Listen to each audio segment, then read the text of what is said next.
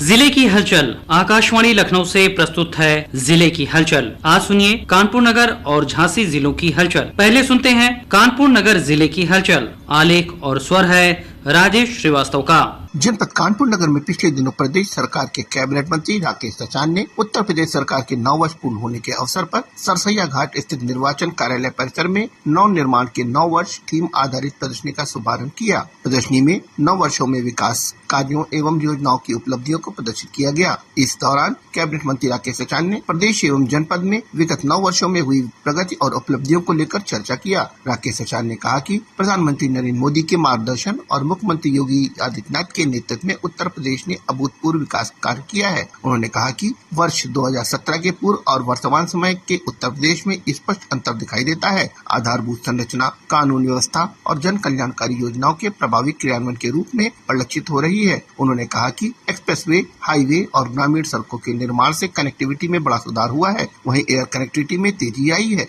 जेवर एयरपोर्ट शीघ्र प्रारंभ होने वाला है। कानपुर एयरपोर्ट से अब कई जगहों के लिए उड़ानें संचालित हो रही हैं। Rail connectivity, dedicated front corridor और भीमसेन में विकसित औद्योगिक केंद्र से औद्योगिक विकास को नई गति मिल रही है। वहीं एलपीजी सिलेंडर के संकट को लेकर राकेश सचान ने कहा कि भारत सरकार निरंतर मामले को लेकर संवेदनशील है। सरकार के पास पर्याप्त स्टॉक मौजूद है। लोगों को धैर्य रखना चाहिए। कैबिनेट मंत्री राकेश सचान ने कहा कि कानपुर नगर में भी 9 वर्ष पूरे होने पर कई विभागों की प्रदर्शनियां लगा करके और 9 साल में जो उत्तर प्रदेश माननीय प्रधानमंत्री मोदी जी के मार्गदर्शन पर और योगी जी के नेतृत्व में उत्तर प्रदेश की जो प्रगति हुई है ये किसी से छुपी नहीं है। 2017 के पहले का प्रदेश और आज 2026 का प्रदेश, बहुत बड़ा अंतर है। जनपद कानपुर नगर स्थित चंद्रशेखर आजाद कृषि एवं प्रौद्योगिकी विश्वविद्यालय के स्वर्ण जयंती वर्ष के उपलक्ष्य में आयोजित 3 दिवसीय उद्यमिता कॉन्क्लेव का उद्घाटन प्रदेश सरकार के कृषि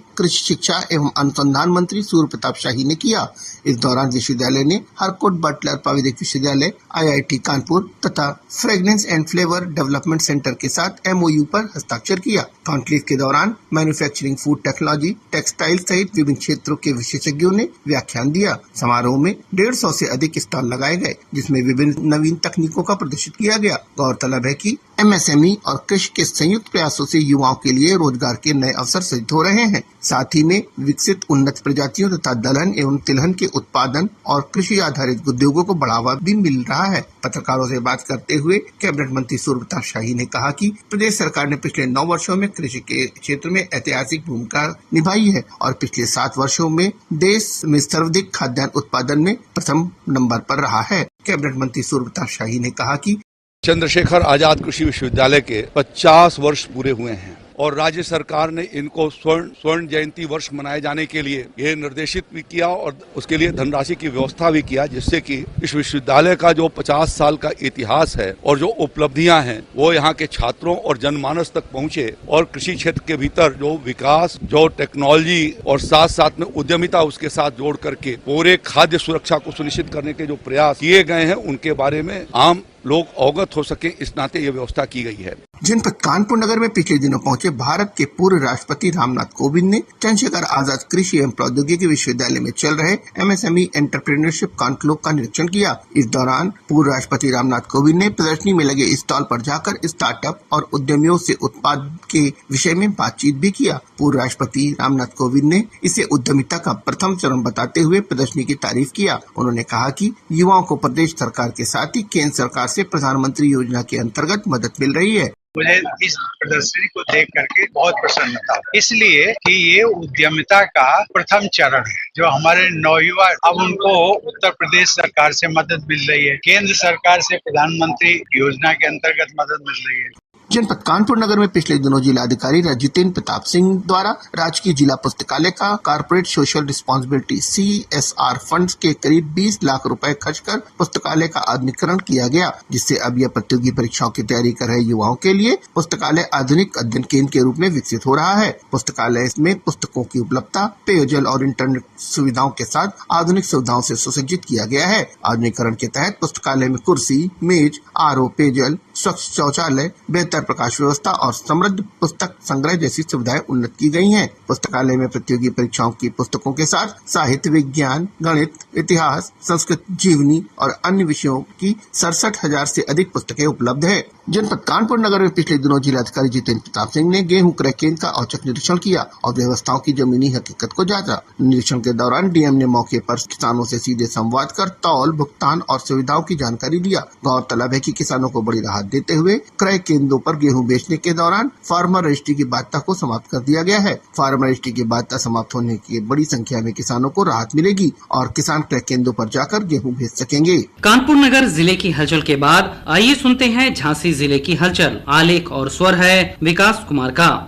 झांसी जनपद में पोषण से जुड़ी योजनाओं को लेकर प्रशासन ने जमीनी स्तर पर गतिविधियां तेज कर दी हैं। आंगनवाड़ी कार्यकर्ताओं को घर घर जाकर कुपोषित बच्चों की पहचान करने और उनके नियमित फॉलोअप के निर्देश दिए गए हैं। गर्भवती महिलाओं को संतुलित आहार, आयरन एवं कैल्शियम की गोली के सेवन के प्रति जागरूक किया जा रहा है। इसके साथ ही स्कूलों में बच्चों के स्वास्थ्य परीक्षण अभियान चलाए जा रहे हैं। जिले में बाल श्रम के खिलाफ प्रशासन ने सख्त रुख अपनाया है। होटल, ढाबों और छोटे उद्योग में छापेमारी कर नाबालिग बच्चों को मुक्त कराया गया। बाल संरक्षण समिति का गठन पंचायत स्तर पर किया जा रहा है, जिससे स्थानीय स्तर पर निगरानी मजबूत हो सके। अधिकारियों ने साफ किया है कि बाल श्रम कराने वालों पर कड़ी कार्रवाई की जाएगी। भीषण गर्मी को देखते हुए पेयजल आपूर्ति को लेकर प्रशासन अलर्ट मोड पर है। खराब पड़े हैंडपंप की मरम्मत युद्ध स्तर पर कराई जा रही है। जिन क्षेत्रों में पानी की समस्या अधिक है, वहां टैंकरों से आपूर्ति की जा रही है। ग्रामीण इलाकों में जल संरक्षण के लिए तालाबों की सफाई और पुनर्जीवन कार्य भी शुरू किए गए हैं।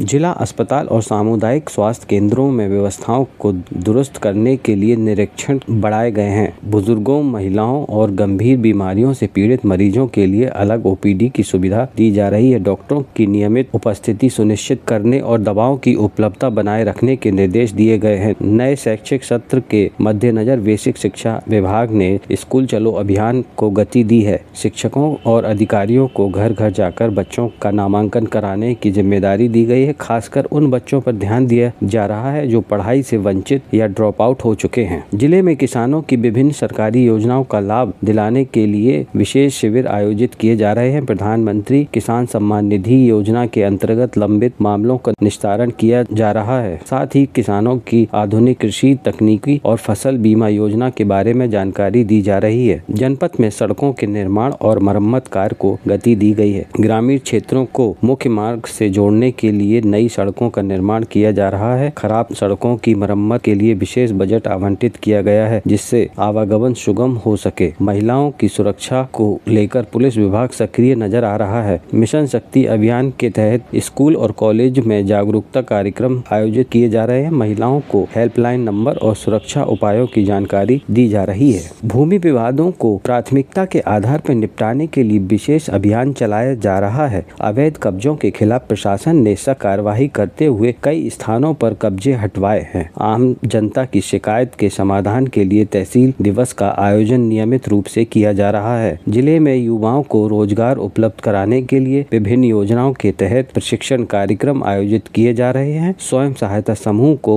मजबूत कर महिलाओं को आर्थिक रूप से आत्मनिर्भर बनाने के प्रयास किए जा रहे हैं। शहर में स्वच्छता व्यवस्था को बेहतर बनाने के लिए विशेष अभियान चलाया जा रहा है। कूड़ा निस्तारण की व्यवस्था को मजबूत किया गया है और नागरिकों से भी स्वच्छता बनाए रखने की अपील की गई है। गर्मी के मौसम को देखते हुए बिजली आपूर्ति की सुचारू रखने के लिए विशेष कदम उठाए गए हैं। खराब ट्रांसफार्मर को बदलने और लाइन लॉस कम करने के निर्देश दिए गए हैं। ग्रामीण क्षेत्रों में भी बिजली आपूर्ति में सुधार लाने के प्रयास किए जा रहे हैं। जिले में कानून व्यवस्था बनाए रखने के लिए पुलिस द्वारा सघन चेकिंग अभियान चलाया जा रहा है। अपराधियों के खिलाफ कार्रवाई करते हुए कई मामलों का खुलासा किया गया। संवेदनशील क्षेत्रों में पुलिस गश्त बढ़ाई गई है। पर्यावरण को बचाने के लिए वृक्षारोपण और जल संरक्षण अभियान चलाए जा रहे हैं। स्कूल और सामाजिक संस्थाओं को भी इसमें शामिल किया जा रहा है। लोगों को प्लास्टिक का उपयोग कम करने के लिए प्रेरित किया जा रहा है। वृद्धावस्था पेंशन, विधवा पेंशन और दिव्यांग पेंशन जैसी योजनाओं के लाभार्थियों की संख्या बढ़ाने के लिए अभियान चलाया जा रहा है। पात्र लोगों को योजनाओं से से जोड़ने के निर्देश दिए गए हैं। सार्वजनिक वितरण प्रणाली के तहत पात्र परिवारों को समय पर राशन उपलब्ध कराने के निर्देश दिए गए हैं। राशन वितरण में पारदर्शिता बनाए रखने के लिए निगरानी बढ़ाई गई है। ये था आकाशवाणी लखनऊ के क्षेत्रीय समाचार एकांश द्वारा प्रस्तुत जिले की हलचल का आज का अंक।